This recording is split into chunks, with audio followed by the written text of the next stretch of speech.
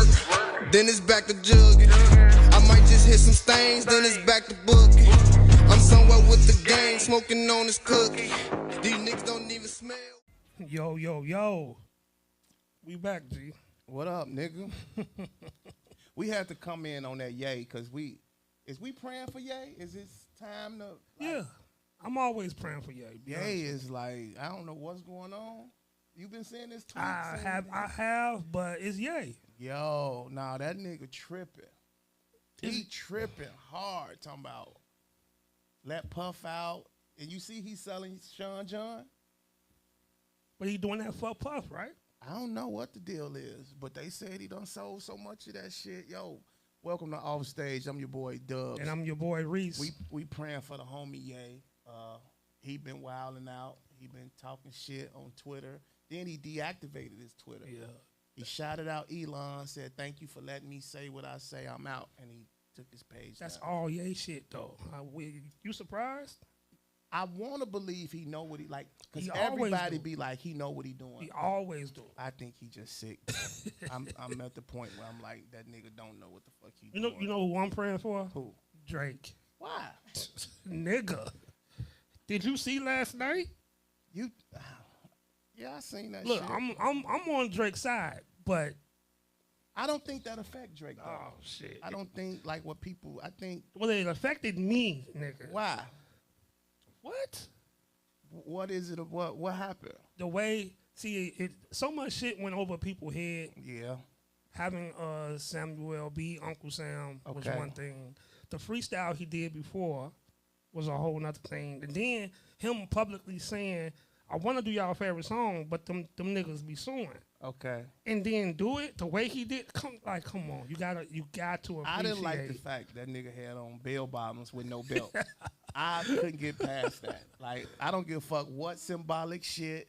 He didn't have no belt on with bell bottoms. That's new hip hop though. That shit was whack to All me. them niggas Where wear your belt bell at, bottoms. sir? That's funny. And you had on the wrong shoes with belt. Like, come on, bro. But you know what I don't like? I like Kendrick, but what I don't like about Kendrick, that everything he do, people turn it into some significant. Yeah. I don't like that shit. Overall, I'm not a big Kendrick fan. This nigga could be playing Uno and throw out a jaw 4, and niggas gonna be like, see, that symbolized 400 years, and then he gonna reverse it. Like, nigga, no. Just rap. Just rap, Kendrick. They sent out a sheet of all the shit. Yeah, I read all He that had shit. this many people, because that mean this, and you see the country divided. Like, how do y'all niggas They know put this? so much shit on him. Man, get the fuck out of He here. Donald Trump at So this point. what them bell bottoms mean? Ain't nobody saying what the fuck that meant. Gay. But he had the PlayStation and Squid Games and Game Over, and like, nigga. Horrible. Come on, Kendrick. That's black people for you. Like, I watched Kendrick. I liked the show. I was trolling. I just know sometimes we gotta let Maroon 5 them do the fucking. This would have been one of those. It's okay for a year for Hootie and the Blowfish to That do the shit Super is Bowl. funny to me. Like, after seeing that, I was like, okay, we can't just. That shit is funny. Every year can't be hip hop. I enjoyed it. Taylor Swift got to do it one year. Let other people do it. I wasn't impressed. I wasn't like. Is this the last year of Jay-Z's 5-year? No. He had it for 5 years, right? No, it ain't gonna be it.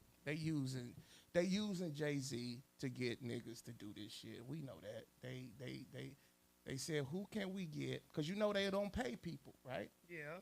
So what big artists we can get to get these niggas to do this shit for the free? And it's Sean Carter. And I'm mad at Jay for letting them do that. Like, you should be the first nigga to be like, no, we gonna get people paid. Kendrick should have got paid 15, 20 million. Really? Why not? It's the Super Bowl. They ain't charging. never paid nobody. So what? Why is it always okay for big companies not to pay people? Why is it okay for the NFL not to pay artists to perform? Because they saying after this performance, your career is going Who to is skyrocket. so what? So They don't do that. Okay. So you still should get paid, because they're I charging agree. people $7 and $10 million I for agree. 30 seconds, right? Yeah. But that's just like in comedy. oh, your career going to take off. First of all, watch this. You got to be somebody anyway to even perform at the Super Bowl, right? Yeah. So how much Kendrick got to blow up more? Like, come on, bro. Like, well, he won me over. That'll be different if me and you did the Super Bowl next year. Then we could say, okay. Dubs and Reece on the Super Bowl. If we do the Super Bowl, then you're right. Then you don't pay us. But Kendrick, he should have got paid $15 million and maybe probably would have found a belt for them fucking bell bottoms. That shit. Agree. How did you like the actual game, though? Philly beat the shit out of Kansas. And I think that was a bigger statement for the white man because Patrick Mahomes is white. He tried to act like he a brother. So he not invited to the cookout? No. Anytime you wear a fucking headband with curly hair, nigga, you ain't no fucking brother, nigga. We still hate black people with curly hair because they grew up with good hair. Yeah, if you got real good hair, like Patrick Mahomes, he like on the. No, I think Mariah Carey more blacker than him. She is. Yeah, but she's actually reversed. She look white, but she's black. Yeah. Patrick look black, but he be on that Tiger Woods shit. Like, so Jalen Hurts and them put it down on their ass, and I thought Kansas was gonna win. I really did. I thought. Who you wanted to win? I wanted Kansas to win because I wanted to see the three-peat. I did too. But I'm not mad that Philly won. I text Kevin Hart, congratulations. Oh, so you know Kev like that? I just text him. I ain't say it was the right number. I just text Kevin and Gilly the Kid and Boys to Men, all the niggas. Shout out Philly. to Philly niggas. You know, didn't they win before though? Yeah, this the second one. So you know, but that was the first game I watched, like the whole game. I left on the third quarter. It was good. Patrick Mahomes got exposed. He looked like he didn't know what the fuck he didn't show up to work. You think that's what it is? It was lack of everything, no effort. I think when it's just your time, it's just your time. It was just Philly time, bro. They showed up. They probably ate some greens and like them boys. Some spinach. They ate some candy yams before the game, and they just got up with their motherfucking glamour, man. Super Bowl, the halftime. We didn't see no real big commercials. Usually that's when I guess they forgot all about that part. Everybody was on Kendrick. Was worried about Kendrick. That shit was trash. I mean, it wasn't I keep saying trash. It wasn't trash. You just didn't know none of the songs. I did. And I don't think a lot of people didn't know. Unless you was a real Kendrick fan, you didn't know the song. I was watching my son. I was like, y'all, you know Kendrick Lamar? He like, yeah. But I'm like, you don't know Bone Thugs-n-Harmony, but you know this nigga. That shit made me mad. Like, how the fuck you know Kendrick Lamar, but you don't know? They don't know Bone? JT Money. Who that?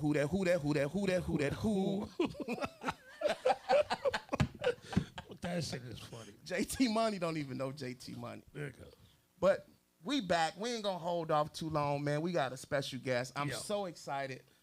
This the first female on the show. That's dope. You the first fucking female, G. And everybody been like, when y'all gonna get a female? And I'm like, we gonna get one, and she gonna be special. Yeah. So I need everybody, put your motherfucking hands together for Kellye. Is it Kellye Howard or Kellye Jew or Howard Jew? I mean, professionally, I go by Kellye Howard, but my legal name. Can you speak into the mic? Oh, my bad. I said professionally I go by Kellye Howard, but my legal name is Jew. Yeah. So you ain't gonna drop Kellye. We know you as Kellye Howard. Kellye Howard wouldn't be too much. And now, plus the even, my do he be mad? 6. Do your husband get upset about what? If you not using his last name? No. No. That's the stage name. I don't care. Yeah, he met me as Kellye Howard. Okay. I would have a problem with my wife. Really? Yeah, it's insecure. Is that what that is? That's exactly what that is. This been off stage. Thank y'all for coming out.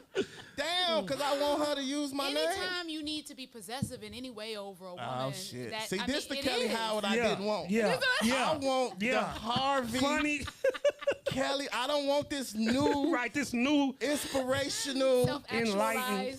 Talk about insecurities and that's what that is? Yeah, that is what that is. Anytime you feel the need to possess somebody, whether it's a title or even like out in public where you got to hold a person and let people know that they're yours, like that's unnecessary. You either trust me, love me, see me, and I show up a certain way for you, or you're going to let your insecurities be exposed and You gonna stress me out about not making my professional name your last name? I get it. So I gotta stop texting my wife when she go to the bathroom, like, bring your ass back here, bitch. Yes. Yeah. Damn. You probably need to stop doing that. Because I ain't holding hands and doing all that shit. Low key though, my husband is the same way. Like he's still like, where you finna go? What you doing? Where you like? He's still a 7-year-old. Wow. Most men are like I don't do that. behind closed doors. Y'all are, I you don't, know, I don't do that. How long you been married? 15 years. Damn, 15 Whoa. years. Get us some love, man. 15 years. It's been, yo. We've been together 15 years. We've been married. It'll be 12.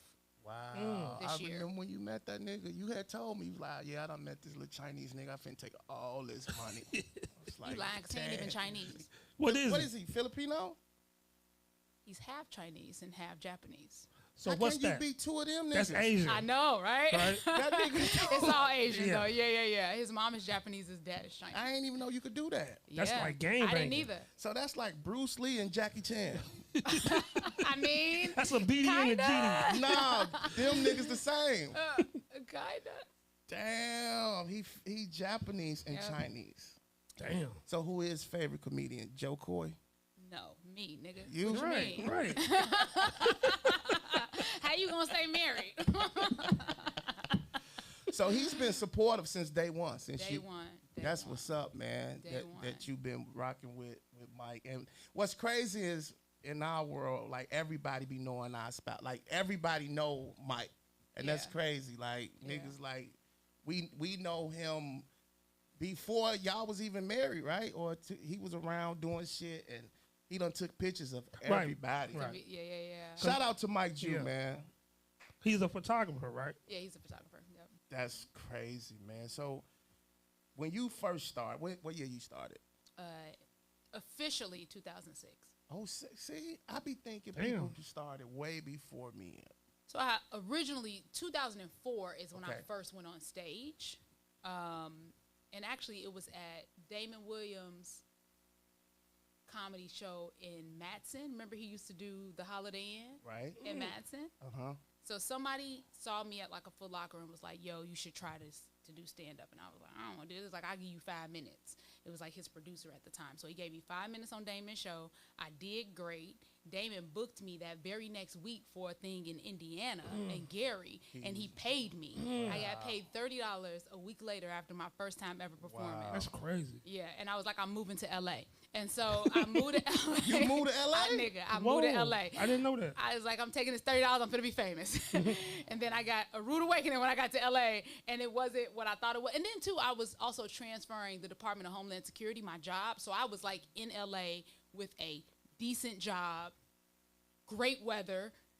Like, I didn't even do stand up. I was like, nigga, I live in LA. Right. Yeah. And I never knew. How long did you stay out in LA? Into 2006, and then that's when I did the Hot Girls of Comedy on TBS with Pauly Shore in 2006.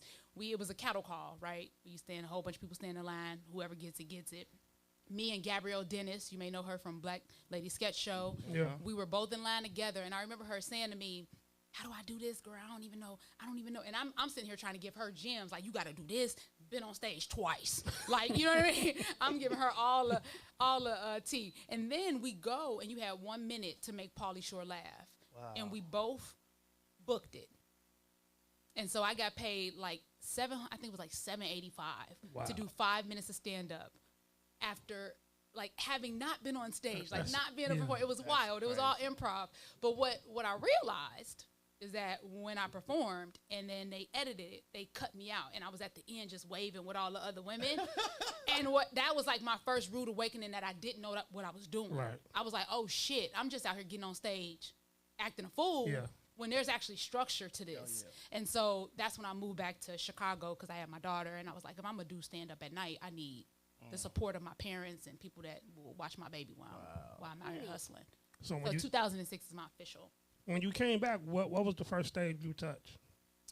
The first stage I touched, it might have been the open mic at Jokes and Notes. I really don't even remember. I don't even remember.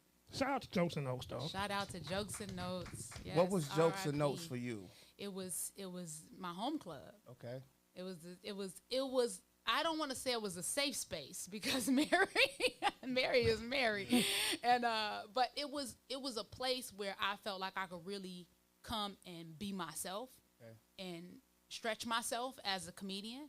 I also loved performing just on Southside. Back in the day, we had a ton of Southside little hole in the wall spots. Red Pepper, Bald Head spot on 43rd and Prairie, right? Ketos. All these little rooms, and I love that because people like Bald Head or Diane Quarter, they would force me to go up behind people like Leon or Marlon or Bald Head himself, and that really like pushed me as a performer to be good because I'm going up after Dion. He killing. Oh yeah. You know what I mean? Oh yeah. So yeah. Did you ever get cussed out by Mary? Of course. For real? I got cussed out and boycotted the club. Really? I did. So I'm gonna tell you what happened. So it was so fucked up too. I cried. So Mary booked me for a guest spot. Okay. Right? And I was so geeked about this guest. This is back when a guest spot mattered. everything. It meant something. You know what I mean? Yeah. So I was geeked. I posted shit on my MySpace page. I was like, come see me do my guest spot at Jokes and Notes. I had been telling everybody. Thankfully, I went to school with her daughter, Lindsay. Okay. And so she like followed me on MySpace. And I get to the club and I don't check in with Mary because I'm already running kind of late. So I get to the club. I run straight to George Wilborn. I tell him I'm there. George is like, all right, cool. Right. He throws me up. And then as soon as I get on stage, they flashing a light. What? Like, I'm like, what the fuck? Right? And I was like, I guess I gotta go. Right? And so after like a joke, I jump off stage and Mary is, oh my gosh, she was like, don't you ever come to my club and get on my stage without my permit. I was like, you booked me. Right? She was like, I did not. I was like, yes, you did. And she was going ham. And so I like stormed out. I was crying. I was like, fuck this club. And Baldhead was just parking, just about to come in. He was like, Kellye, what's wrong? And I was like, she booked me, and then she gonna kick me out, and And then Bobby was like, just calm down, you'll be back. I was like, I'll never be back.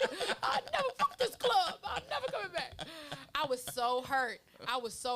And then she actually did call and make amends, and told me that she didn't write it down or whatever. She was like, Lindsay told me that I did book you. That's why I was like, thank God for Lindsay. She's like, Lindsay told me that I did book you. She said, however, but you know Mary. She's like, however, you don't come in my club and not check in with me and think you're going to. And I was like, all right, I give you that. I didn't check in with you. I just went straight to the host. Wow. So, yeah. Did she rebook you? Hell yeah. Oh, So, my God. I mean, of course we know Mary that. is my mom. Yeah. Like, Mary's my mom. My face was on the wall at Jokes and Notes. Yeah. Like, I was one of her, like babies, you know. And, I mean, she came to my wedding in the Dominican Republic. Like, Mary is literally my second mom. I love her to death. I was going to get to that wall thing, but in the beginning, what was your goal? Like, what was you, when you first started, what did you set out to do in the beginning? In comedy? Yeah, in comedy. Be famous. Be famous. I was like, I'm gonna make it. Whatever the fuck that meant. Whatever you know that what I meant. mean? Like, I'm gonna make it.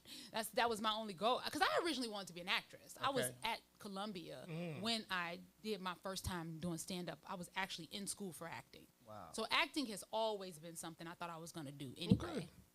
Comedy just tripped on me. Somebody was like, you're funny, you should try it. I honestly didn't even know that Eddie Murphy was a stand-up What? until I had been doing stand-up. And then I was like, oh shit, I thought he was just an actor. Hell Like, no. that's how removed I was from the Yeah. comedy world. Wow. Yeah.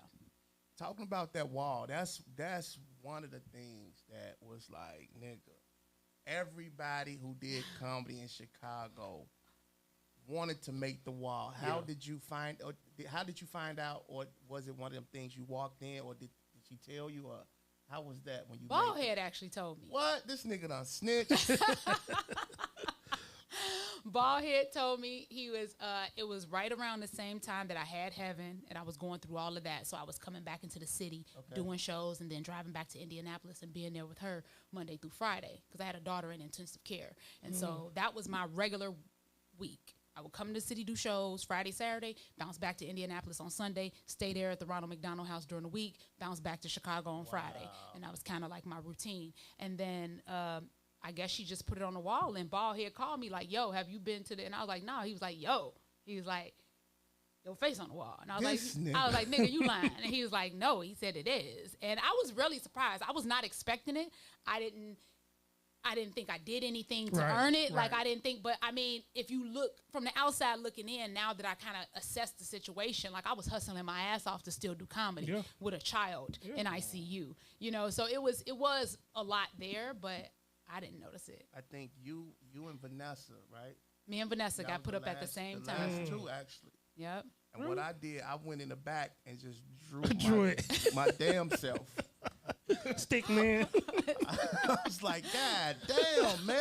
Cause we was trying to get on Yeah, that was wall. the goal. To Yeah, make the fucking man. wall at Jokes and Notes. That was the That goal was the back in the day. It's goal, like, man, like- if I make the wall of jokes with notes. But you know, it's also so interesting because I look back on that now, right? If I play like a riddles or something, and you see all the faces on their wall, and it's like you just see how fleeting this shit is. Yeah. You know what I mean? Like people hold on to this identity, like I'm on the wall. Like nigga, that means nothing. Yeah. It means nothing. Yeah. It means literally In reality, nothing. And so once you understand that this is deeper than that, I think it's freeing in a way. You know? Well, getting on the wall back then was you was gonna get a lot of bitches. Jokes and Notes, if you was on that wall, that was never my goal, so I don't know. you could point to the wall and say, look, bitch, I'm on the wall. I'm next to Tony Schofield. Oh, And then they in the crowd like, oh my God, he just got so much funnier. that was definitely my goal to make. How was your, like, remember signing that list, waiting in the back of Jokes and Notes? How was your, like, what was your process? Like, was you nervous? Was you anxious? Like, in the beginning, signing that list, being in the back. Remember they had the bar around the side. Sometimes we used to sit over there. What was your process of waiting to go up? So early on in my career, my process was taking a shit. Like I would be nervous every time. Really? It didn't matter what club I was at. It didn't matter. Like, I You needed would to- do it? I At need the to club? I need to take a shit, nigga. It was She like from Harvey, nigga. them nerves, them butterflies was pushing on my intestines, and so I needed to get it out. And so that was my process for years, actually. And Wow. then I actually got to a point where it was less about what I was writing and more about the energy of what I'm just bringing to the stage. So I started bullet pointing and stopped being so meticulous about like writing it all out and making sure I memorized it. And yeah, I think after the shit phase, my process is just really chopping it up and talking to comics before I went up because I kind of know what I'm going to do now at this point. I know the gist. Wow. So you don't need to see the crowd and none of that. Not really. I mean, I'm gonna say my story. I'm gonna do me, no matter what. I'm not a huge topical comedian. I don't really talk about, pop culture or anything like that. I'm not huge in politics. It's usually about me and my life, which I don't need to study that. I'm living it. Wow. I had the pleasure to see your one-woman show, Ooh. which was, you could have won a fucking daytime Emmy, whatever award. Tony. It would have been a Tony. How did that come about? Like, what put you in that mindset that you was going to do that, or how long in the making it took you to decide that? So Crazy or Nah, which is the one-woman show you're talking about, was my third That was your third one-woman show. Wow. Yep. So I had done it at other places, done a rendition of Okay. at other places. Like when me and my husband went through some infidelity, I had wrote a one-woman show called Unmarried, which was about the infidelity. Who did it? And Both of y'all? no, nigga, Him? I don't get down like that. He cheated. Damn. Damn, I don't Mike want to Jew. relive this. No, yeah. No, he did cheat. It wasn't a big deal though. I mean, it was what it was. I don't believe that. Mike Jew would. I didn't believe it either, nigga. That's never- why I was This is like- during marriage or dating? No, we was married. We was married. We was married because my argument the whole time was, we ain't even been married a year. That was my argument the whole time. Was she black? She or was black, nigga. That was the problem. That was- if she been Asian, I'd be like, I get it. He going home. But she was black. If you I was would've pissed fucked off. with Sue Young, nigga, you would have been decent. I was pissed off. I would have definitely been like, hats off to you. Did you come to her as a woman? Actually, so Oh my I'm so passively petty. I'm so good at it. I even went and got my eyelashes done by her She do afterwards. nails? She do like well, she's an esthetician, so she does all of the face shit. But I went and got my eyelashes done by her even afterwards, like way after we got back together, and they was like, And the funny thing about it is what y'all don't realize is like people are not malicious. You know what I mean? Motherfuckers that cheat and do shady shit and sleep with your husband or whatever, they're not malicious. Okay. They're struggling. Okay. They're hurting. They're going through their own shit and they're trying to figure out a way to pacify it. So my husband at the time, we had barely just lost Heaven. Yeah. We had barely been married. You know what I'm saying? I had just got diagnosed with bipolar mania and multiple sclerosis within 6 months of each other. It was a lot of shit going on. And because my daughter wasn't his biological daughter, in my mind, he didn't have a reason to grieve. You see what I'm saying? This isn't, I'm dealing with this. This is you supporting me through this, which was a very twisted way to look at it because he was there her whole life. And he was grieving too, though. He was grieving too. And so me not allowing him to grieve, however that showed up, sent him into the arms of another woman because he needed somewhere to talk. He needed somewhere to get all of that off of him. That's therapy time. Write Y'all that went to down. therapy. You know what I mean? Yeah. We didn't. I did. Oh, you did. Yeah, and he did on his own. Okay. And then, and I read a lot of books and shit, Going through all that, how did that change or affect your comedy career? Oh, absolutely. It made me start doing shit like write one-person shows that have more substance and depth and meaning. I hate performing shucking and jiving, if you will.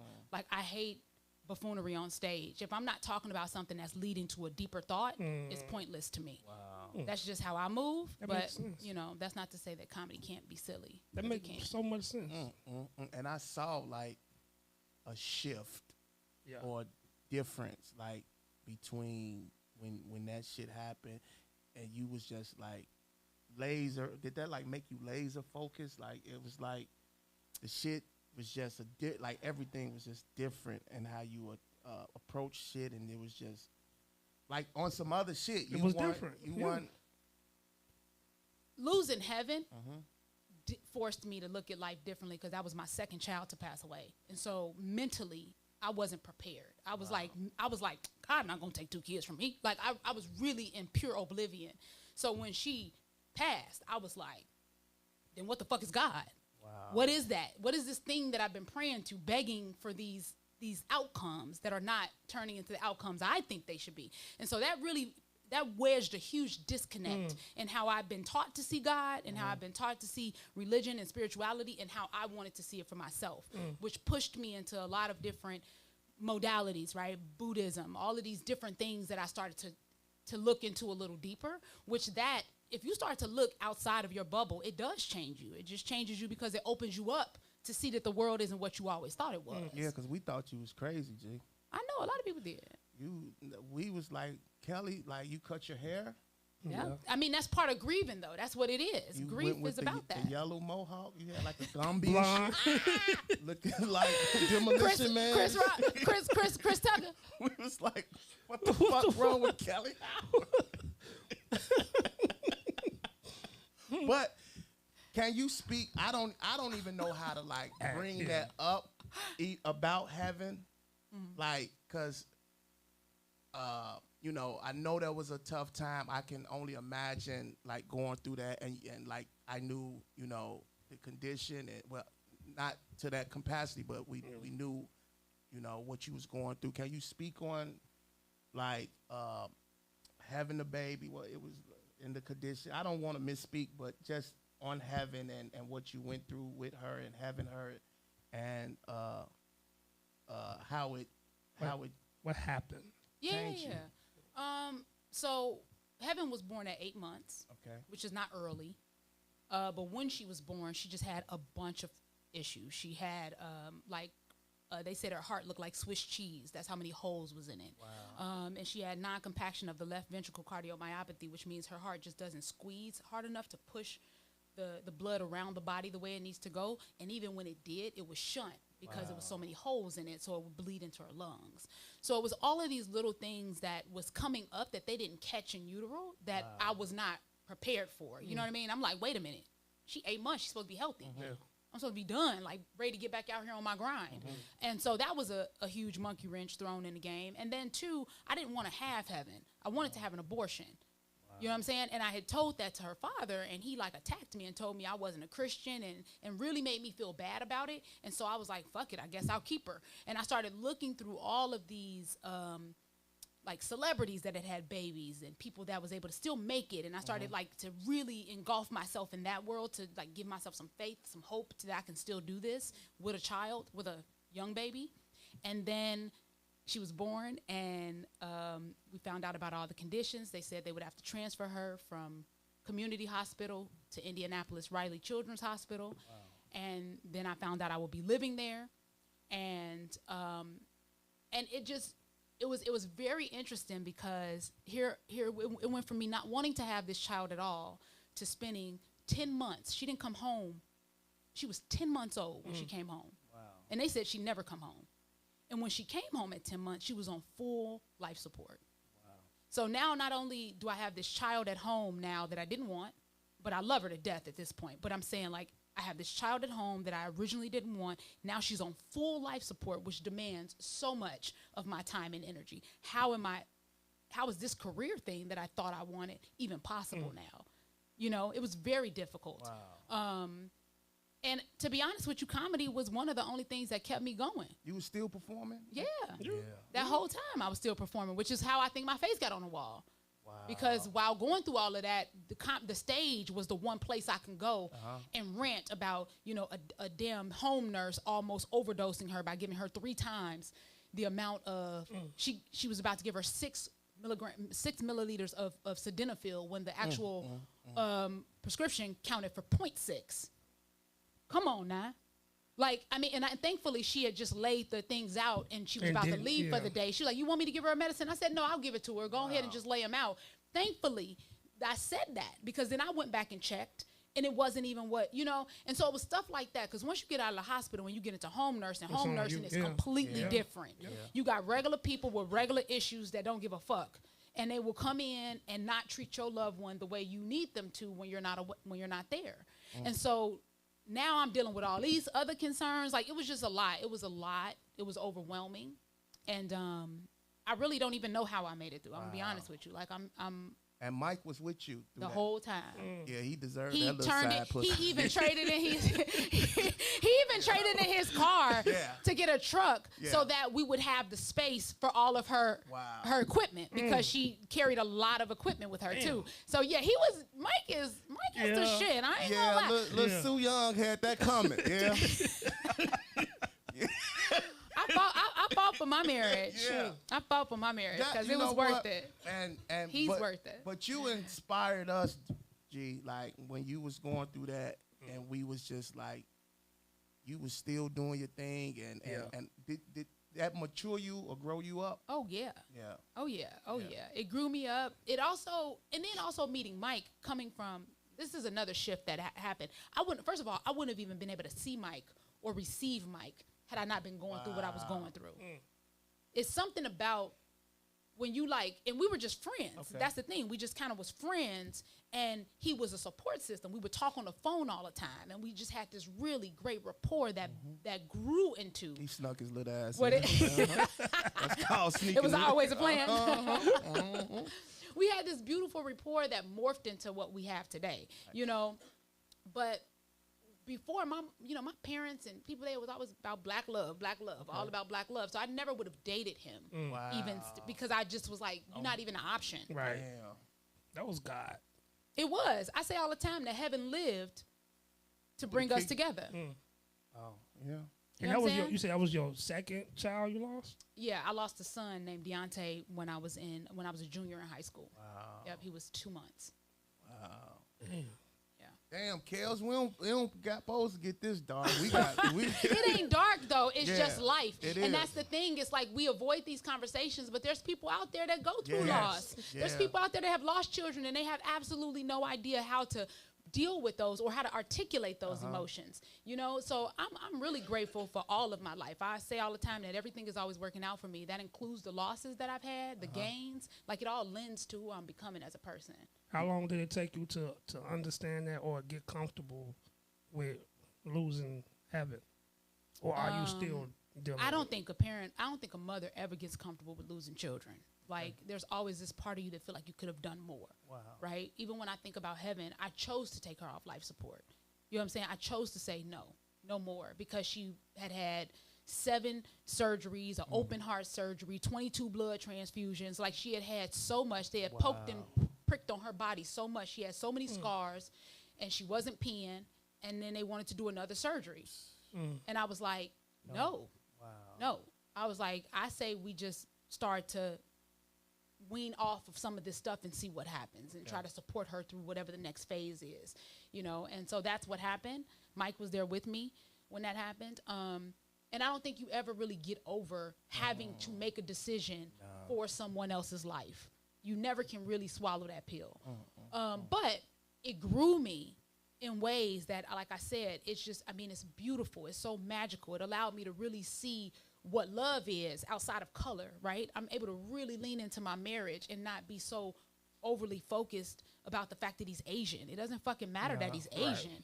You know what I mean? He's a good man from a good family. Like, his parents been married. They celebrate their 50th wedding anniversary this year. You know what I mean? Like, it's beautiful. It's beautiful. That's a good nigga. Stability, right? We don't even think about that. Like, he comes from a stable household, and that started to shift how I looked at relationships. That started to shift how I looked at my relationship with my children, right? Even how he treats his daughter made me rethink how I treated my daughter. Like, he exposed me to so much as far as how I was looking at the world. It was a very jaded lens based on how I was raised, you know? So, but as far as the time frame it takes, I don't think it, just over time. I meditate, you know, I do a lot of self-care, you know, I write, I journal a lot. Every day is you know what I mean? It's just a process. Shit. And what's crazy is we was talking off camera about you doing a podcast. I used to do a podcast. Years ago. Before it was hot. Wait, the first name of my podcast was what?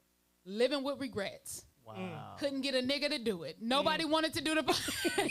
Living with Regret. It was called Living with Regrets. Was my very first podcast. I remember, actually, I don't even have that podcast recording anymore. Miss Pat was on that podcast. We did it at Laugh Factory. What? But you remember that white dude from Laugh Factory that like started voting for, like went real off the left field. You know what I'm talking about? Ooh, what's his name? I think it was. Did he die? No. I think it was Phil. I think. I don't know him. I don't remember, but either way, he like had all that footage, and so I was doing it with Laugh Factory, and I don't have any of that anymore. You can't get it? No, it's like gone. Like, I'm pretty sure that was years ago. That was before Be Less Petty, which was the more polite way of saying living with regrets. So then I created Be Less Petty, which was about being less petty with your time, space, and energy. And we would record at Cards Against Humanity. They had a beautiful space. They had a meditation room with a big, huge gong in it. We would meditate before the podcast, and then we would go and we would record, and we would talk about, like, real deep shit. Yo, your social media would be, like, you would be making crazy money right now if you would have kept that shit going. Do you ever think about that? At times, I'd be like, man. But, you know, I feel like everything has its reason and its season. I know that's some old hindsight 2020 type thinking, but that's the only place I can come from. Like, if I sit and I think about, damn, I shoulda, woulda, coulda, I'm not really moving forward, am I? You know, and so I don't trip. Like, I did what I did. It's people, let me tell you something. I am very proud. Be Less Petty is still out there. Be Less Petty was taught in a psychology class. You know what I mean? At a university. Wow. So I've had people reach out to me talking about, we went over your episodes with this therapist, because I used to have it co-hosted with a licensed therapist. And so they was like, we went over these episodes. We talked about this, about relationships. And so I'm grateful for what, and I still get downloads on that. I ain't put out a podcast in 4 years. Wow. That's a blessing. That is. And I still get downloads. So, I mean, it is what it is, you know, and I'm just keep moving towards that next thing, whatever that is.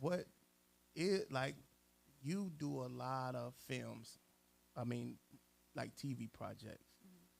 You was on Force, right? Yeah, Force.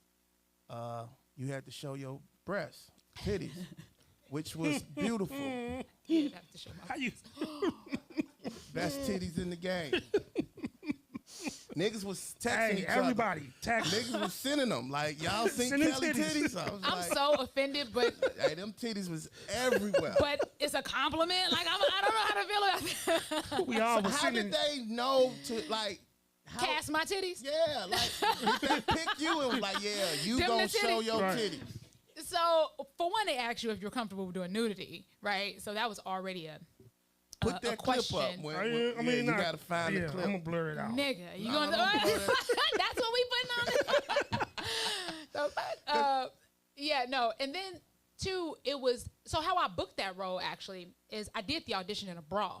Okay. Because of what the scene calls for. It called for her to be naked. And I was like, okay, well, then what way do I how do I insinuate that without actually being naked in this fucking audition tape? Yeah. Okay. And thankfully, I had on a brown, nude color, like body, not nude, but my color brown, dark brown color bra anyway. And I just did that audition in that bra, and I immediately got put on Book hold. that motherfucker. Yeah, I did. I It got was put on hold. like, damn it.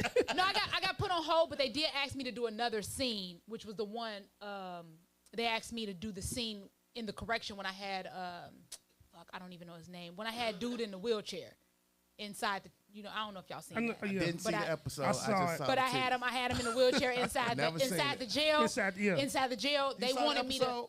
they wanted me to do that scene because Wow. they was like the problem they were having. They had been trying to cast that role for the longest. And they said the problem they was having is having somebody that was sexy, but that also could realistically look like they were working a male prison. Yeah. That could realistically have the energy Yeah. of a male And you prison. gave that. And I was like, nigga, Yeah. that's me all day. I could be a sexy thug bitch any day. So I was geeked on that. I That's was like, yeah. crazy. How many Yeah. episodes you do? Just So season 2, I did 4, I think, and season 3, I'm in 3. as the same Yeah. person or No, different? same person. Same As a person. recurring character. Because now you Kendra. going with you like side piece for Diamond. Yeah. Yep. You watch that shit, huh? I watch. Yeah. Yeah.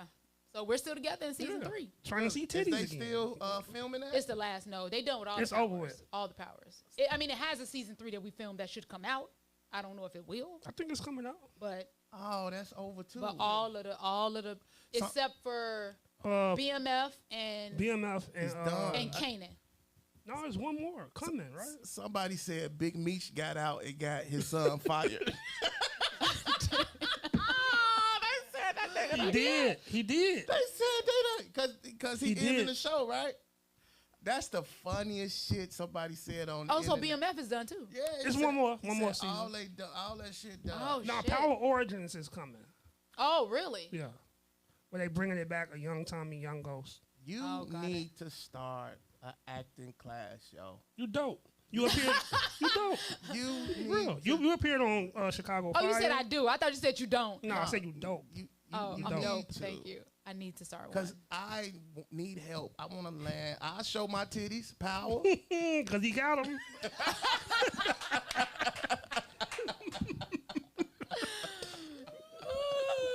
I want, for real, I want to, but I don't know how to do that shit.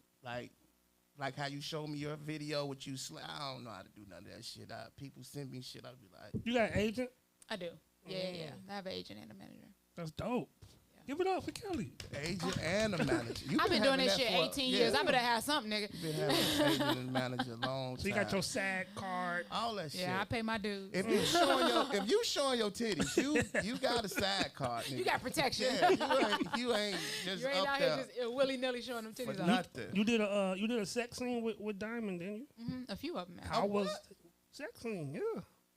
See, Like you just a saw lesbian? titty. Nah, with Diamond. Who was With the, Diamond? I never watched from the show. Forrest. Yeah. Yeah, I have a sex scene with him in the a So couple. it's a guy named Diamond. Yeah. Diamond. Mm-hmm. Preparing for that. How was that? Say what? Preparing for it. How was it? Oh, Preparing. it really isn't much like physical preparation because we not actually let's It's not real. let's practice. You know what I mean? We ain't practicing fucking each other. It's like you have. First of all, it's a closed set usually, so you don't have a lot of people on set. Okay. It's a closed set, so you just have the director. You have your what they call an intimacy coach. So there's somebody there to protect you at all times. She's the one that has your robe right away ready when you cut, right? She's like, are you comfortable? Do you need anything? How do you feel, right? She's the one looking at the camera trying to see if it's a nipple popping out. Hey, we need to cover that up. We need tape, right? So that is always rewarding because of that intimacy coach makes you feel like I'm not alone. Right. Because it is a lot. It is typically a lot of men on set, and because it's a closed set, also feels very comfortable because you're not with a bunch of people just looking at you naked. Though I used to be a stripper, so I don't care. Really? But I did for like 6 weeks. It didn't work out. Wait, we gonna pin there. Right. Pin there. Right. I never knew that. I used to work At Arnie's? no, fuck no, nigga. Arnie's, nigga. Arnie's. Damn. That's your hometown club. I Harvey. did work in Harvey, but not Arnie's. Arnie's. The one right off off the truck line. Yeah. Remember back Club O? Remember Club O. You worked at Club O. I don't know if it was called Club O back when I did it though. No. Do Mike Jew know all this shit? Yeah, he And he know. still married you? Nigga. Yo, I would be throwing like you can't have no argument with me. I would throw all this shit up. Like, bitch, you remember you was said yes, he was. I bring up old shit. And see, you can't do shit like that to somebody like me, because I be like, yeah, nigga, and then I drop See? my pants, start twerking on that nigga. Like, Oh, my God. You're not gonna bring that up and think that's gonna hurt me, but that's gonna Petty. fuel me. Patty. Ultimate Patty. See, you made me forget what I was gonna ask you, man. Because he started talking about stripping and right. shit. I was oh no. Is your husband on set? No.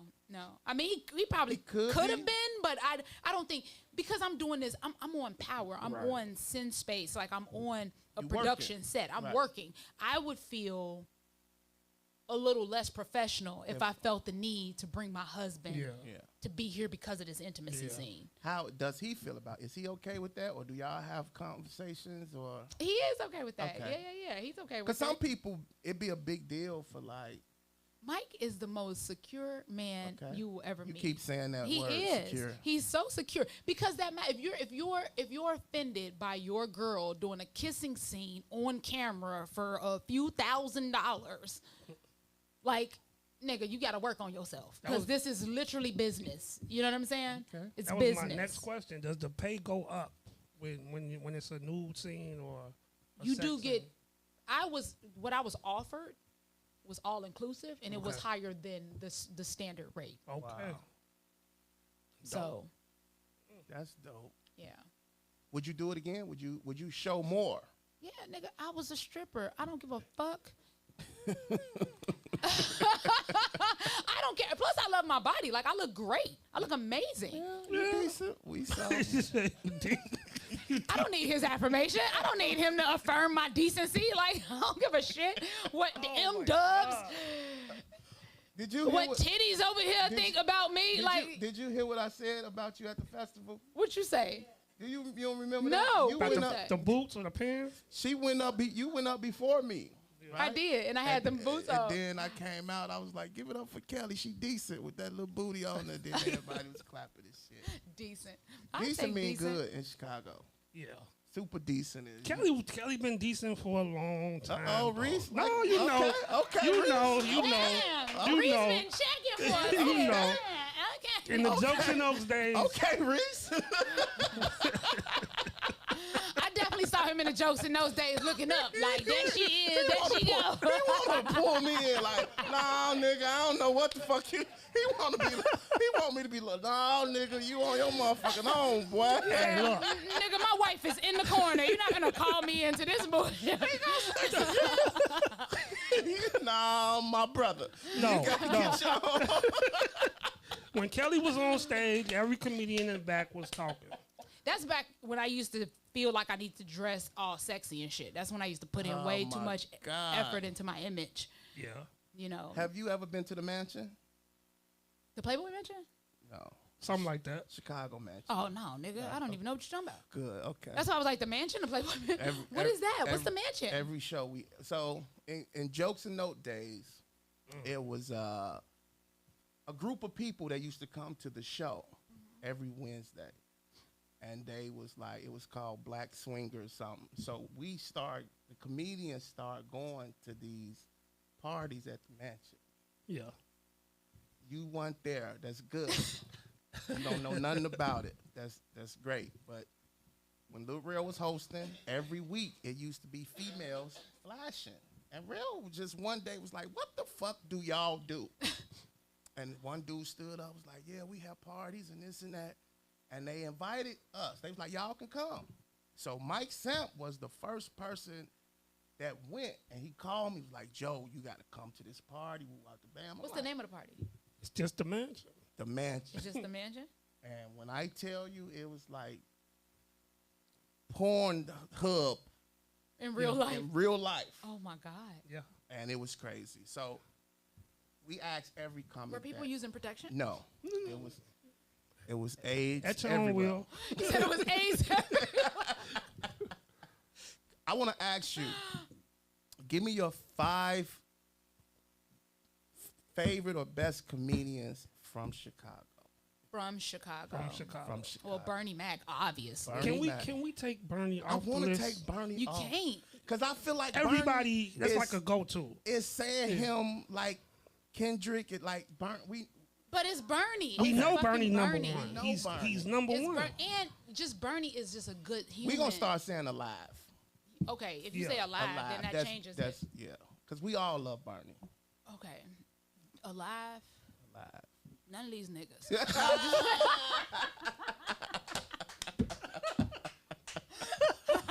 No, just playing. Alive from Chicago. Let's do one. Let's do 5 here and then 5 5. that's still here. Right. And then 5 that's not here. Yeah. Okay, so 5 that is currently still here Yeah. right Yep. now. My favorite. I would put Mike Samp up there. Okay. Pretty high on that list. I've always loved Mike Samp. Really? I've told him that I love him. I love him because he's unapologetically himself. Yep. That's what I love about him. His material ain't shit, but he unapologetically. I love him. I love him. He's unapologetically himself, and he reminds me a lot of my brother. And that's what I think I love about him the most is that I'm like, my brother could have been this. Wow. You know. Samp? Samp, number 2. Kristen Toomey. Kristen Toomey. Kristen Toomey is top on my list. Wow. Dub, I see Dub over here getting pettier with every name that Why? that No. nigga like. Oh, Kristen. No, Okay. People name Kristen all the time. Kristen Toomey. Kristen dope. Here. Yeah. That's hard for you? I don't watch a lot of comics. I don't go out. If I ain't on the show, nigga, I ain't coming. Right. Like I'm not a hang around comedian. Like, that's not my vibe. Okay. I would definitely put you up there. Wow. I would put you on that list just because you've gotten so much better. Okay. He You've used to be trash, huh? I mean, he didn't used to be what he was trying to do, especially when I saw him first starting to come up to Jokes and Notes. And not Jokes and Notes, Laugh Factory talked about this. He wasn't able to be himself. Right. He felt like these white people needed something different. Remember we talked about that? People say that, but I don't understand why people say that. What? I don't know, but go ahead. We talked about this. You and I talked about this. Yeah, but You specifically was like, how do you perform in front of these white crowds? I mean, but people used to say that I would sound different, or You did. You did. You We probably don't never did, know. yeah. We can't see ourselves. We're not. You know what I mean? We're not looking at ourselves. Niche say that all the time. Yes. She said I used to go up and be like, "Hi guys." Yes. This nigga was so out of pocket. Hey. So out of he didn't understand how to be himself in front of white people. Okay. Which is, and actually, now that you said niche, I'm actually put you at number 4 and put niche. I forgot all about niche. And I forgot all about Corey. Oh my God, yes, I have a long list now that I'm thinking about. Corey Bell. Corey Bell. Yeah, now that I'm thinking about my people. I wasn't thinking. That's what I'm saying. I'm not even thinking about that. I'm just like, who am I seeing all the time when I'm out? Or just, you know. just people you like to watch. But yeah. If I would have said I'm sitting in the back watching somebody, I definitely, would love to watch. I watch your sets at Laugh Factory. I thoroughly enjoy now how you. It's a completely different. Yeah. It's a completely different energy, It's over and with. it's so rewarding Yeah. to see. So you, Mike Samp, Just Niche, Kristen Toomey, Corey Bell. That's 5 right there. That is, but now that I'm thinking about it, I got so many. It's a lot. It is a lot when you think. I like Mo Good. I think she's come a long way. She's been really hitting the scene. Okay. You just did Calvin. You don't like Calvin Evans? I do like Calvin. Don't put nobody in my No, my list. bad. I do like Calvin. I think he's a great writer. I wouldn't put him up in my top 5 comedians that I love to watch doing stand up. We definitely making a snippet out of this. Oh, you petty. Let me tell y'all right now. Hey, let me tell y'all right now. Mark that down. Hey, let me tell you right now. Don't be on no petty shit, taking out clips and making me sound like I said said some shit I didn't say. I got you here as proof. She had this to say about No, we you. don't do Calvin. that. We don't do that. No, I love Calvin. I do love No doubt. Calvin. He's a great writer. No He's doubt. very consistent. Very. Right? Very consistent. And that nigga don't drink or smoke, so he coming up with all this shit. We just did his roast. Regular? And we killed it.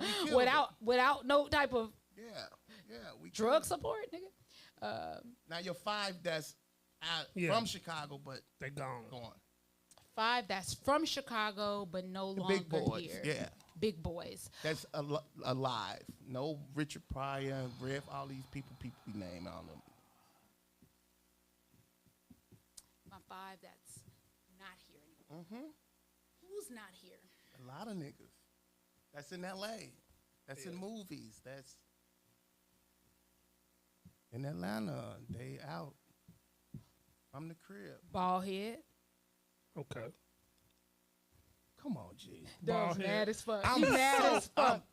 So mad. He's so mad. He's not here. He's in Atlanta. I'm not talking about like that. Vanessa Fraction? I'm not, no. You talking about people that's made it? I'm like, talking about Oh, niggas you talking about people that's famous. and famous. And am I able to pause this real quick? Yeah. Okay, I gotta pee. You got to pee? I do, nigga. I got. Oh, you lucky you get a pass because you got MS. Get on the key. We never had a fucking guest We didn't. that gets up We didn't. and go pee. We finna roast up motherfucking ass. G, this is the first. A first. You know what? Let's give her this cup so just in case you have to use it again. You Yeah. don't gotta- What? Yeah, you Yeah. can just use it in now. You know, that's just our appreciation for you. Yeah. Oh, thank you. I Coming definitely need through. another peek up in my car. This is perfect. This is it's deep too. This is Deep, yeah. perfect. And our faces is on it. Oh, that's even better. So when that shit drip down your chin, Yo. Y'all liking this too much, yo. That's what's up. I was gonna ask Kelly, did you get your cheat back? With your get back? Use your get out of jail free card. ain't no cheat bag. No. No, I could just hover that shit over his head forever. If I get my cheat back, I lose my hover. Right. Yeah, you do. You do. And well, you ain't worried about him. I like, don't care about fighting that, him- no. Fighting you. Because you can probably beat him up. What are you talking about? How do we become a domestically I'm just saying, challenged 'cause- couple? Because usually cheat backs come with ass whooping. Like, it just don't work like you get That's the in the cheat. black culture. Yeah. He's not. Like, if we get to cheat, you cheat, I'm beating your ass. So, yeah, that's how it works.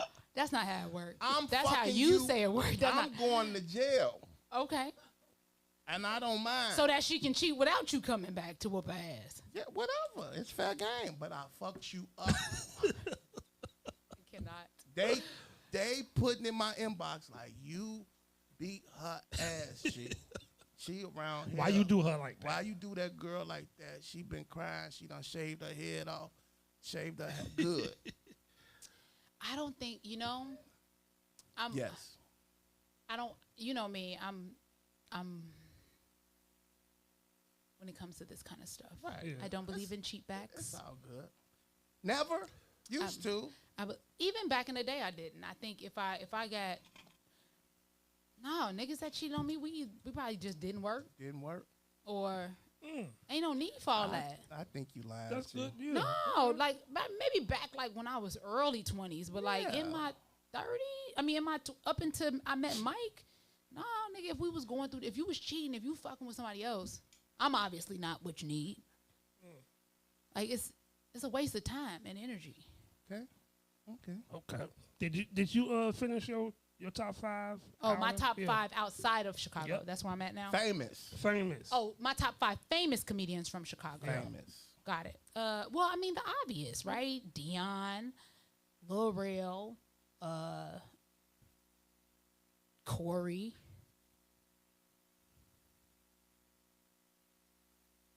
Adele Givens. Okay. Actually, switched the order of that. Adele would probably be first. Then Dion. Okay.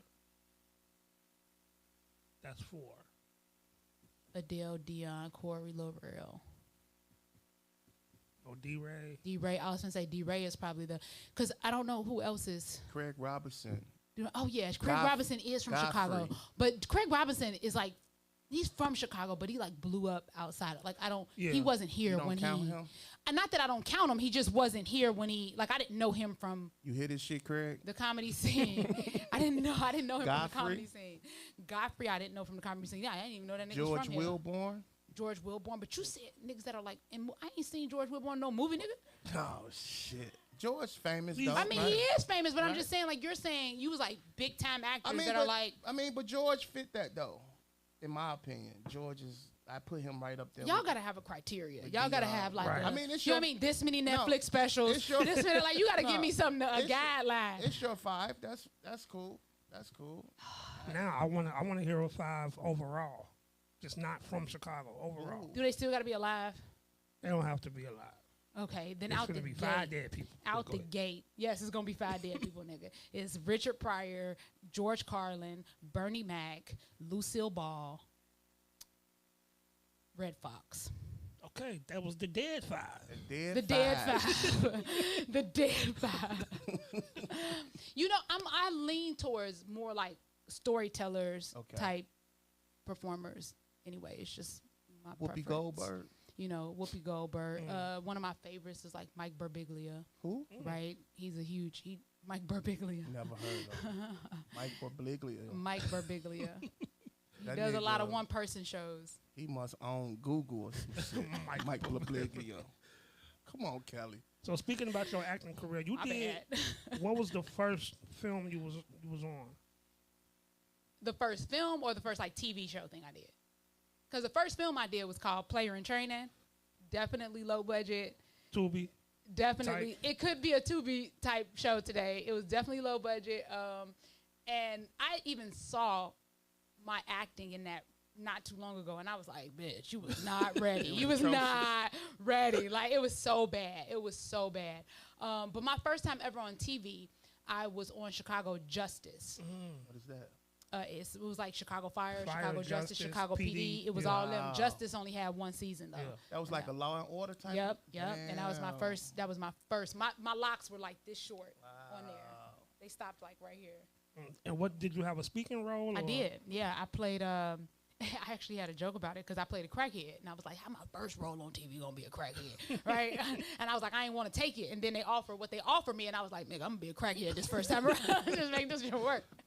But yeah, I was like an alcoholic, drug user or whatever, and my son was getting arrested. They knocked on the door to come get my son, and I was trying to stop them. Like, wait a minute, what'd he do? Stop now.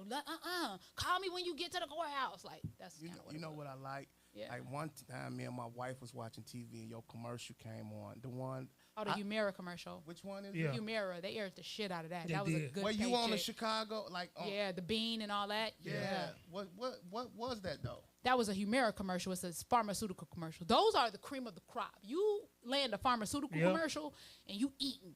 For Like real? easy. Oh my God, I made easily well over a few 6 figures on that particular commercial. Damn. And they used to play that motherfucker. And that's all why, the because time. pharmaceuticals, they play it back to back, and you're under like a contract where you can't be on any other pharmaceutical, so they pay you more for that exclusivity. It's like the cream of the crop. So you want the herpes? You want the herpes commercials, even though that ain't what it was. I think it was like some irritable bowel syndrome, and it was my younger sister in it that had it. Really? Yes, it Yeah, was the girl. yeah. We were supporting her. I said that Your watching it. sister was in it. Not Not my her sister, sister. like Right. the sister. I was playing a sister, Oh. and I was the older sister, and I was supporting her. Oh, I thought you had No. the issue. Nigga, you didn't watch the commercial then at all, at all. What did you do on Empire? I was a creative director. So my scene was with Taraji, and I had some background dancers, and I was like getting them all set up and making them do these different dances, and then I would go over to table and check in with Taraji, and she'd chew me a new asshole and say, "That ain't what I asked you to do. You need to go and fix the." That's dope. Yeah. I was on Empire too. What'd you do? I brought in a safe. You got to add that clip, G. Did you have speaking? I never had a speaker role. It don't count. He brought in It a don't safe. ca- it I don't- brought in a safe, but dude said my name. He said Marvin. Oh, he said your real name. Yeah. He said my real Nice. name. He said I Marvin, was, bring in I a was sa- Marvin in Empire, and I brought the safe in, and that particular.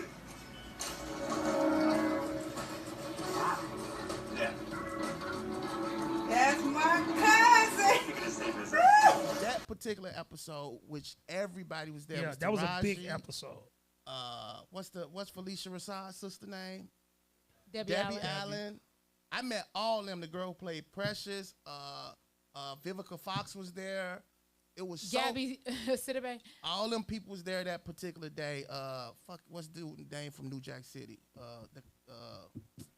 Mario Van Peebles. Yeah. He was like That's all them dope. people. So I met all them people that day, and I ate a lot of cheese and crackers. So I got my mom. Kellye said it don't count. It don't Nah, I count, didn't nigga. You speak. ain't say nothing. I didn't say No, nothing. it do count. I mean, it don't count towards your SAG, No. but it counts. I didn't say nothing. I got $78. You got $78? I think. Oh, you was an extra. Yeah, I was. Oh, I haven't. that don't count. That's why I want you to train me. that don't count, nigga. Nah, I ain't never had a speaking role. How do you go about getting agents and managers and stuff? Showing your titties? Yeah. Well, she had that before. You had the, No, but you got to show your titties up until that point too. Is that real? No, nigga. No, I'm saying, like the stories you hear about the Casting, I don't know. I've don't never know? been in those positions, but I also think I have a very They know who dominant tried with. Yeah, personality right. type. You know, like ain't nobody gonna try some shit like that with me. I don't think. They know who they. I have that same issue. Like I teach at DePaul, and so a lot of instructors will be like, "These kids, they just blah blah blah," and I said, "I don't have that problem," and I just think they know they're not gonna test me like that. Yeah. They're not gonna do it. I got that mama energy. And I feel like that in Hollywood, where everybody be like, they know who. They know they can They know who touch going and who Terry ain't. Crews' dick. Like you know you can do that. I mean, this nigga smile all day. Like nigga, you not grabbing who big, black, and ugly in the fucking Hollywood. That Big black and ugly. big, black, and ugly. That's an actor. The girl on SNL, No, who? Damn, Big Les. you ain't grabbing her. You ain't trying to make no sexual nothing with Les. She gonna be like, nigga, give me that dick. You get the part. She gonna be taking your dick, Untouched. nigga. That's what. Did you ever want to do Saturday Night Live? No. Never? I thought you auditioned or tried out for that. No, I've submitted writing packets to them before. You were right, but you wouldn't want to be on the show. But as far, you know, especially after Chris got on it, you know, I realized the work intensity that is needed to be on that show. Like, you work a lot. You work like you don't have a life outside of that show, essentially. And it's just, to me, that would be way too demanding. Not only just to my life and trying to have, like, family and structure, but also to my nervous system. Nigga, I can't have that much chaos around me. You know what I mean? I can't work that hard at anything. It's crazy. At this point in my life. They work together. I just want, what's his name? Is his name Keenan? Keenan. The nigga who been there. He's the most amazing person ever. like him? So I did Keenan's stand-up show. Remember, he does the stand-up. Right. I forgot the name of it. Well, you won that, right? I did. So I didn't. I won the trip to New York. Okay. I went to New York, and when I went, it was Mike's 40th birthday. Mike who? My husband. Okay. It was his 40th birthday, and I was throwing him a big surprise dinner. Okay. And it was the same night, and I was like, oh, my God, I don't know if I should go. And then Mike was like, no, go. And so I ended up going, and then Keenan ended up mailing Mike. He was like, what type of drink your husband like? I was like, bourbon. He ended up mailing him 3 high-end, like, bourbons. Wow. And then one of them was even engraved and was like, happy birthday, bro. Damn. Like, it was really nice. From Keenan, it was really nice. Wow. And he just was like, he even wrote, like, a little card, like, you know, thanks for supporting your wife. And let you know, like, kind of not tripping about her being out here on your 40th birthday. It was really dope. It was dope. He's a good dude. Yeah. Cool. Did you ever want to be the Did he host at Jokes and Notes?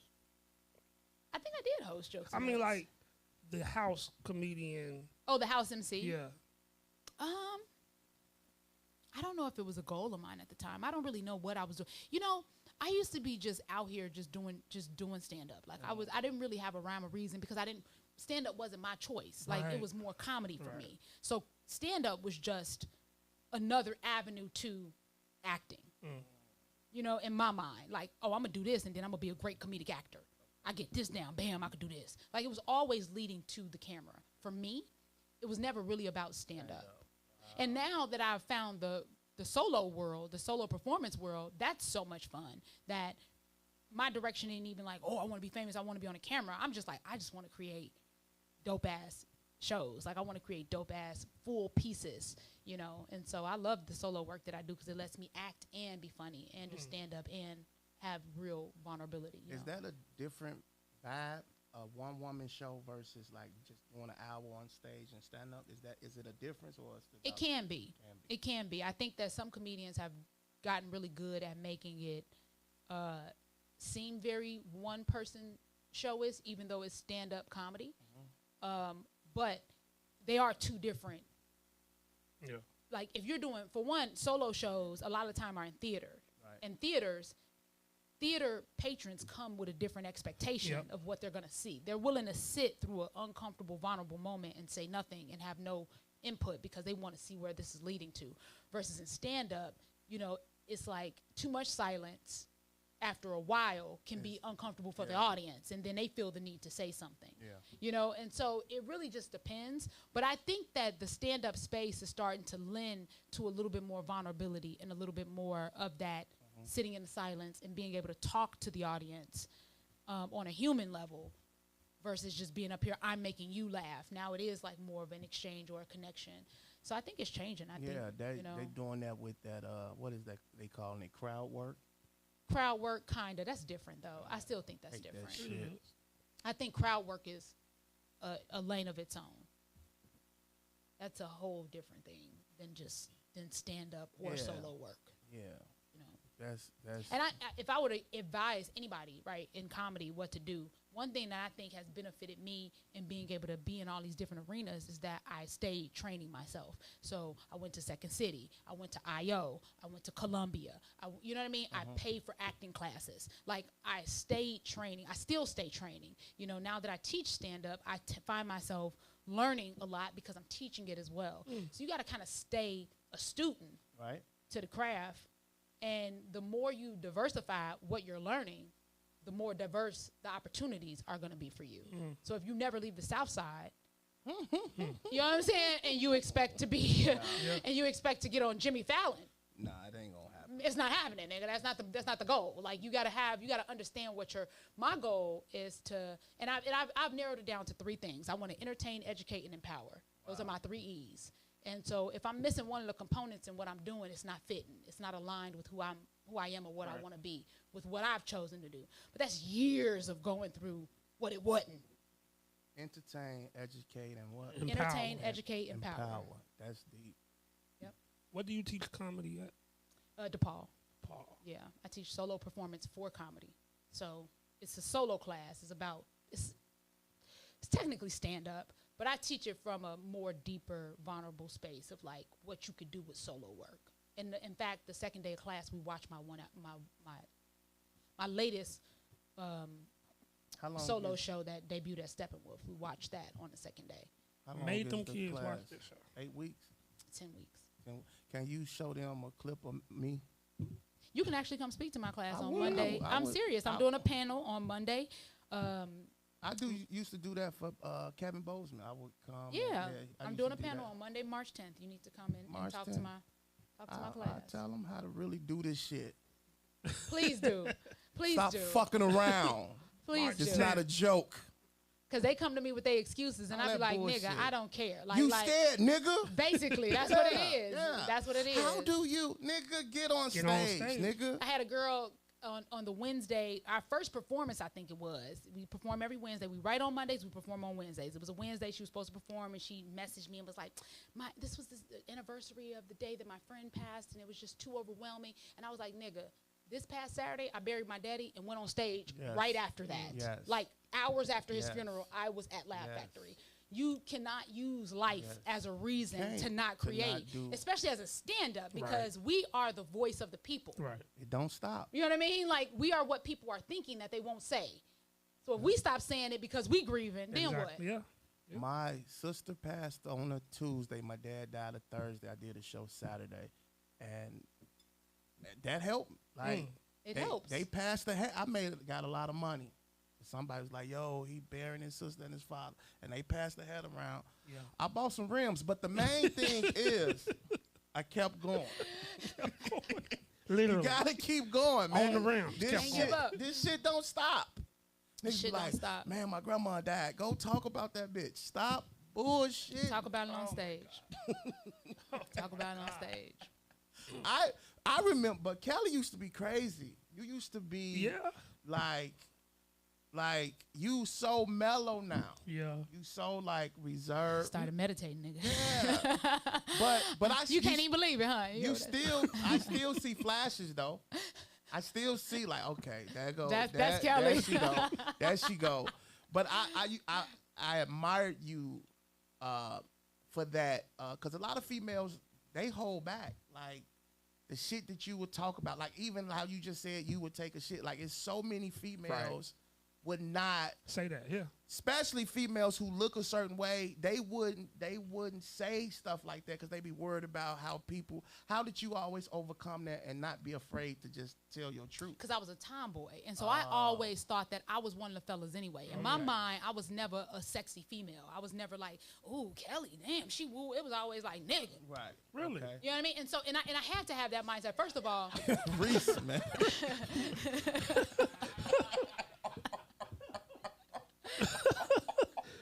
Really? You don't say. that's how it was for me. And I actually, I'm glad I had that mindset because I also had this mentality of is you don't shit where you eat. You know what I'm saying? I mean, eat where you shit or whatever the saying is. Like I never fucked any comedians. I stayed away from that genre. Like I saw them as my brothers, people that's here to help me through this crazy world of stand up. You know what I mean? And so that was my mindset. With comedy, and I think that just changed how I didn't see myself as a prissy, beautiful woman. So but that allowed you to do like that commercial you did with B. Cole, where you when I licked like nigga. I had him wash his hands. Man. So he will tell you, I had him wash his hands so many times. I was like, nigga, get in there and do it again. Get up on them nails. Get up, like, because I'm OCD. Like I don't like to. I tried to shake his when he came in. He tried to shake my hand. I was like, I hug you before I shake your hand. It's something about touching skin. I don't know what people do with their hands. You know, people do a lot of shit with their hands. Okay. So I had him wash his hands. But for you to do that, it just seemed like I'm like, she crazy. It was fun. It was funny. But like I said, a lot of females would be like, hell no, nigga, I'm not. Was that always in the script or something you just did? I think it was in the script because he told me, he was like, he said, you're going to have to lick my hands. I said, nigga. I was like, you're going to have to scrub the shit out your hands and I'm going to have to see it. And I made him wash his hands. He will tell you, I made him wash his hands so many times. Wow.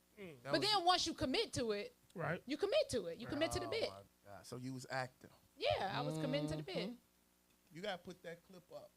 Which one? When I licked it because I'm gonna put it up. What's up, man? Yo! Hey, we're just in the neighborhood. Got some good news. Your boy just popped the question. No! Yeah, we getting married, man. No! You know, I have to tell my best friend. What's up?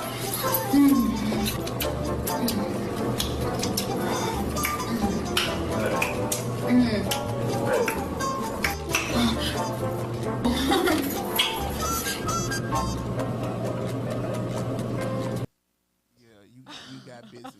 Low key. Low key. I said, Mike, you got him a motherfucking winner. Got him a monster. shut up. I see why that nigga stick around. You know, now that I'm thinking about all this shit I done did, I never see how other people see it. Like, I don't even think about that. Yo. Yeah. That's kind of fucked up. That is, yo. It's like, yo, but it's your work. You this close. Just do porn, nigga. I was gonna say, like, niggas out here looking at me like a porn. They OnlyFans. sharing my titties and me sucking fingers through the Hey. like, You there? Hey, I was like, hey, $3.99 a month. Hey, God man, damn. You definitely need an OnlyFans. I do have an OnlyFans. What? Yeah, but that's because I did the stand-up special. You know, you do the OnlyFans stand-up special, so it's part of the, you know. It's still active? Nah. Yeah, it's it has to be active. You got an OnlyFans. I have an OnlyFans. Yeah, but OnlyFans ain't always It ain't nasty all. No, shit. it's stand up. I did stand up on OnlyFans. I did an OnlyFans special. You know, they have those specials they put out. OnlyFans stand up specials. And so with that special, you do a run on OnlyFans. You have like an OnlyFans. And people pay? Yeah, some people. Yeah. Wow. Yeah, I've made a little bit of money off OnlyFans, and it's usually just reposting shit I would post on Instagram anyway. Right. You know, like a lot of my strip Joker pictures, right? Strip Joker picture. That was such a great. Yeah. Strip Joker was an amazing show. I hate that they What don't was do that that about? anymore. It was about stripping while on stage. So you would go on stage fully clothed, and then you strip as you do jokes. And it's on your OnlyFans page. It was a body positive. Who did that? You was doing that? No, it was up north. There was a group of women. They used to do it at Hamburger Mary's. It went on for years. Never heard of that shit. It went on for years. It's called Strip Joker, and it was a body positivity show. And so it was all about seeing people in different sizes and shapes going on here doing comedy, and then stripping down to either pasties. I think I or- do remember that. Yeah, it was a think I big do deal. remember It that. was a big Yeah. deal. Yeah. And then I think a version of that would be like Lisa Layard's, Yeah. whatever her said. What is hers called? I don't know. Strong and but Sexy she or was- something. Yeah, she was getting naked. But Something like that. I don't know what hers is called, but that would be like a version of essentially what was going on. You would just be very risque. on so stage. where are you performing now? Like, where do you do stand up now? Or are you still doing stand up? Or Yeah. I mean, I'm usually in the city. I play like Zany's, Laugh Factory, that kind of stuff. You're at the big clubs. You ain't at the mom and pop. It ain't really that many mom and no, pop it's not. spots in Chicago. Honestly, it's just not a lot of room. If there are a lot of room, they're ran by comics that I'm not aware of, that I don't know, that I don't talk to. And because I'm so trash with social media and I'm not on there often, I don't even know what other shows are going on. The only reason why I know about Leon Room is because Don Ski is so aggressive. You know what I mean? So Text, email, how can you not know about? FaceTime. Have you done bartend before? Yeah, a few Yeah? times. Yeah, Wow. I bounced through bartend. I was there not too long ago, actually. A couple. You know, Niche got a Tuesday. Does she? Where? See, Got I don't be Tuesday. knowing about this. Yeah, Niche still got a Tuesday. That's the only I only know about bartend, and then Niche got a Tuesday. Where's her Tuesday? And then too, what be killing me is like Corey Bell and them. They be doing them shows all the way out in Homewood, nigga. Yeah, it's out there. Nigga. It's out that way. I'm not doing it. You're not coming out there? I mean, I might, but I teach on Wednesdays. Like, I'm not. I'm usually not going. So your class is on Wednesday. Monday and Wednesday. Monday and Wednesday. Do you get paid to do that? Yeah, absolutely. Can I want to teach a class. What's y'all be? How do you go about getting? Do I need a teacher's license? You need. I some type was of reached out to by Okay. DePaul Okay. to teach. Okay. I was told that my name came across their table quite a few times. Who so who told them about you? I don't know. Was it Kevin? I don't know. They said my name came across their table a few times, and that they was like, "Oh, let's see what we can do." And then I had just wrapped my solo show at Steppenwolf, so that kind of gave me a new level of credibility Right. too, you know. Then they just seen your scene on Force. It was just And then they saw my titties, and so that's what nailed the coffin right there was the titty scene. Is this your first one, or how long you been teaching? No, it's my third year. Damn. Wow. Do you see any like potential in your students, or you just be like, None of them niggas gonna make it. No, I'm just playing. There are some talented kids that come through DePaul. I will say, a lot of them are actually children of entertainers. Believe it or not, like a lot of them, like, oh yeah, or either a producer or a director or somebody kind of big in the industry. A lot of them are they're children. And I didn't even know. I just will hear them saying like, oh yeah, my mom did that commercial, and I'm like, oh, what did she do? And she's like, oh yeah, she's the producer of it. And I'm like, oh okay, you know. So that's been pretty cool to just be amongst the privilege, which is also a struggle sometimes to be amongst the privilege because of the way that, like, my work ethic and my mindset around what you need to do to become a really good comic is different than how they perceive what needs to be done. But teaching has absolutely, I love it. It's stretched. I mean, I have a Joker's Journal. It's on Amazon. It's in the 2nd edition, Joker's Journal. It's a workbook that helps them kind of brainstorm and write, set up punchlines throughout. So things like that have helped me become like a published author. That's So dope. being there has forced me to, and being there also, what I love about it is it made me become a better writer and make me pay more attention to my material, because I'm teaching this shit, but then I'm not doing the things that I'm teaching. I'm telling them how to come up. I'm telling them about word economy, right? And double entendres and the power of three and all these different tools that I myself am not incorporating that could make my shit funnier, right? And so by doing that, it's forced me to kind of take on that same energy and start doing better with my Talk material. yourself, kind of. Yeah. Yeah. They say the best teachers are the ones that are also learning in the process. What do you have coming up in film, commercial, anything? Yeah, so I have my 1 hour special that I'm filming on April 19th. Yes, thank you. Thank April you. 19th. Make sure y'all check it out. I am really excited. I have an amazing production team behind me. Miss Turns Production. I actually did a pilot with them in 2020, and they just loved my work so much and was like, yo, we want to do something. We would love to produce your special. And I was like, what? And so we just had the conversation, and they're doing an amazing job. It's going to be in Sin City. They're, yeah, it's just great. It's directed by Baron Vaughn. Yeah. We definitely it's gonna coming. be, it's gonna be amazing. April 19th. And you doing an hour? I'm doing an hour about. What's like? You already know what you're doing, or you still? I working do on have your a good material? gist of what I'm doing, but I think it's 2 months out. We 67 days away, to be specific. Okay. So it's like a lot that can change in 67 days with how the material flows. But yeah, I'm excited. I think it's a lot of material that I need to just get done with anyway. So what's going to be your material. process? Are you going to like hit a lot of more stages, or like what? How you? I have been hitting a lot of stages, but it's going to be very similar to my process with Crazy or Nah, where I write a lot of them out on index cards, and I put them in place where I think they should go, and then maybe I'll try it this way, and if it doesn't work, I'll switch some shit around and try it again. You know, performing it in front of like the producers or the director multiple times helps you get a rhythm. That's what I did for Crazy or Nah. So I never really took Crazy or Nah up in front of a stage prior to you seeing it at Steppenwolf. That was all at home work. Wow. You know, that was all working with my acting coach and working out beats and moments. And then we took it to the stage. So, you know, sometimes you don't have the stage in the audience to rehearse with. Right. And I've been doing it long enough where I trust my comedic cadence, where I know that even if I don't have an opportunity to run the entire hour in front of an audience, it will still be good. It will still be a really good hour.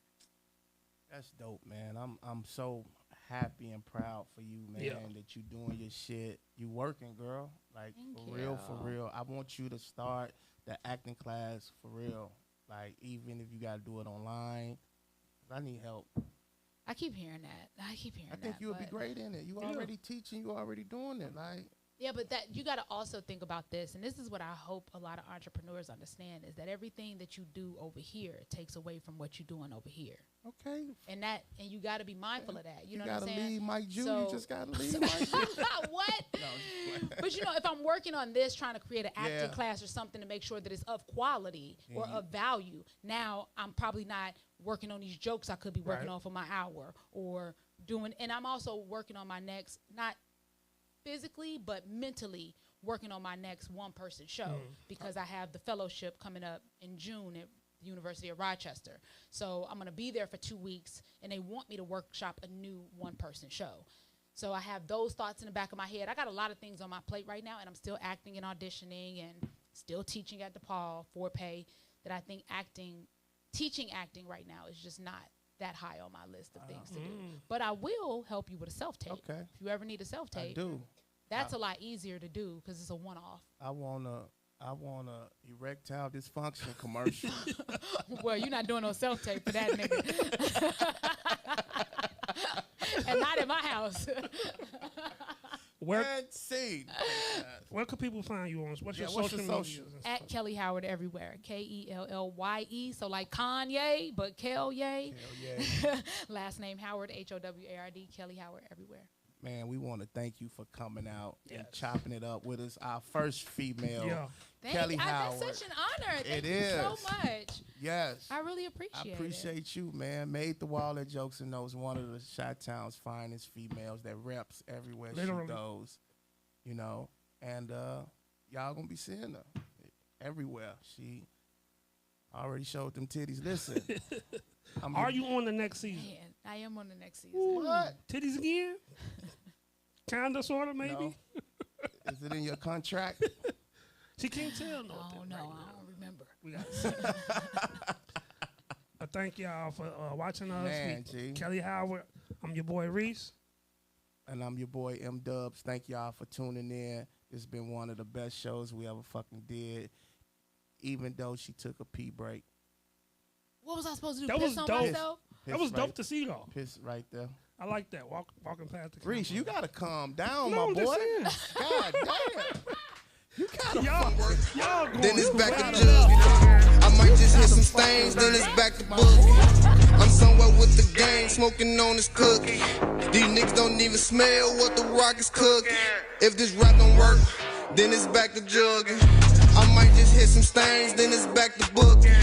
I'm somewhere with the gang, smoking on this cookie. These niggas don't even smell what the rock is cooking. If this rap don't work, then it's back to jugging.